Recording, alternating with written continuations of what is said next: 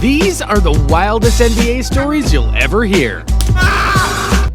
And first up, it's the baby-faced assassin, Steph Curry. A player who's practically unguardable, cause give my man even one step of separation and splash. He'll drain a three right in your face. But what if I told you there was one time even Steph went ice cold? Only it wasn't an NBA game, it took place in college.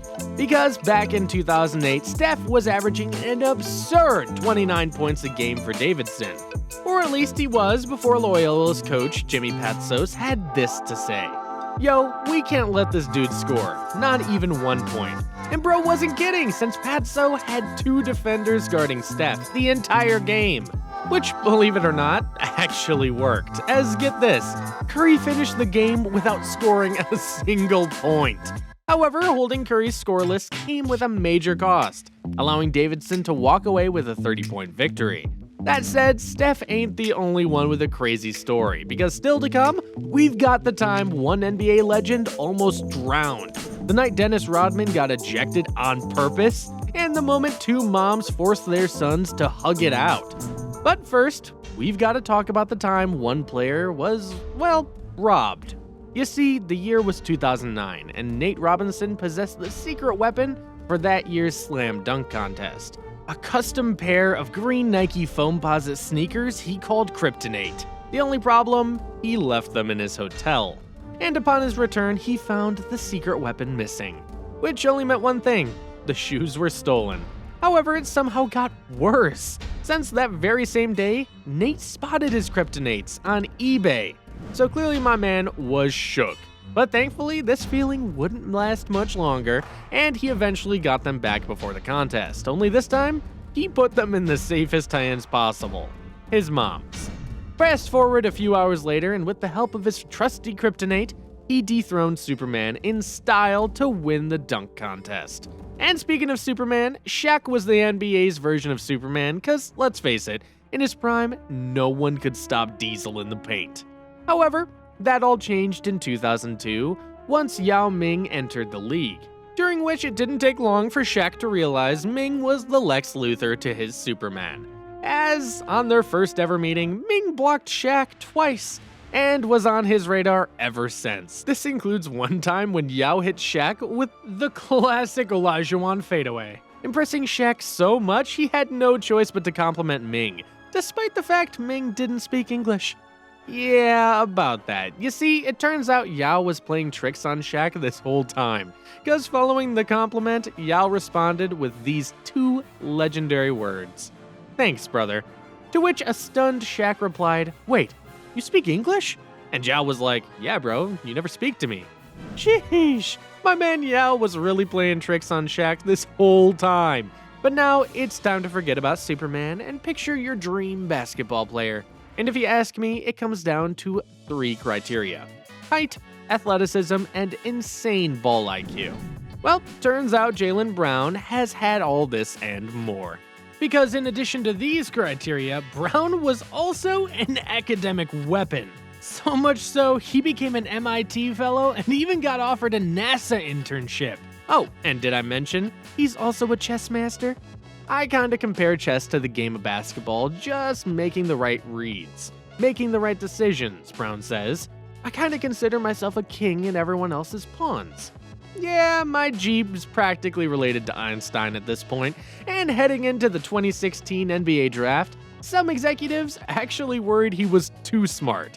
In fact, Brown recalls overhearing a phone call when Celtics GM said this: "Well, we're worried that he's just too smart. He asks too many questions, and his love for the game, is it there?" Safe to say, those concerns have been put to bed. However, now it's time to stop playing chess and start getting serious. The year was 2015 after LeBron fell just short of carrying the Cavs to the title. He decided it was time for a much-needed vacation. So James, along with Dwayne, CP3, and Melo went to the Bahamas to take their minds off the game. Initially, all was going smoothly, and the four even decided to go exploring the ocean. However, upon their return to the boat, they realized Melo was nowhere to be found. Instead, he was too busy snorkeling and seeing the last bit of barracudas. Or at least he was, before the unthinkable happened. a powerful current got a hold of Carmelo. So, in typical LeBron fashion, the man sprung into action, jumped into the water, and had to carry his friend out. "He saved my life," Anthony recalls. "LeBron, I appreciate that. You saved my life that day. I almost ended up on the other side of the island over there."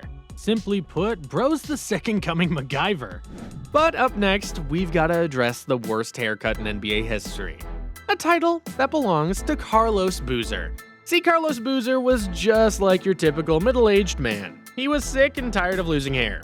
Thus, bro was like, why not try out this new hair dye product called the Beijing? So he gets a tip from his homie that it's gonna bring his hair back to life, and he's like, alright, let's do this. He tried it out and bruh, it looked just like he rubbed shoe polish on his head. From now on, bro was only using shoe polish for his shoes, not his hair. Which takes us from the craziest haircut in NBA history to the most controversial player in NBA history, Dennis Rodman. Because in 1996, Rodman was trying to link up with the legendary boxer Mike Tyson. And he was like, I gotta meet this dude no matter what. And here's the thing, Rodman had a game that night and Phil Jackson wasn't just about to let him sit it out. So Rodman's like, alright, plan B. He gets 2 texts to get ejected from the game and finds his way to Vegas, only to find out that Tyson didn't show up because it was past his bedtime, and he didn't subscribe to the channel! Okay, maybe not so much that second part, but if we're talking about bailing, this next Allen Iverson story takes the cake. You see, Iverson earned over $200 million throughout his career, causing him to do some pretty careless things, especially considering what happened to one of his Lamborghinis. Cause one time, AI had just returned from a flight when realizing he forgot where his car was parked. A problem we can all relate to. However, instead of looking for his car like the rest of us, bro just called a cab so he could buy a brand new ride at a nearby car dealership. Hey, yo, Iverson, give me the keys to the Lamborghini and I'll find it for you. However, now let's transition from an all-time great point guard to an all-time great businessman, Shaquille O'Neal.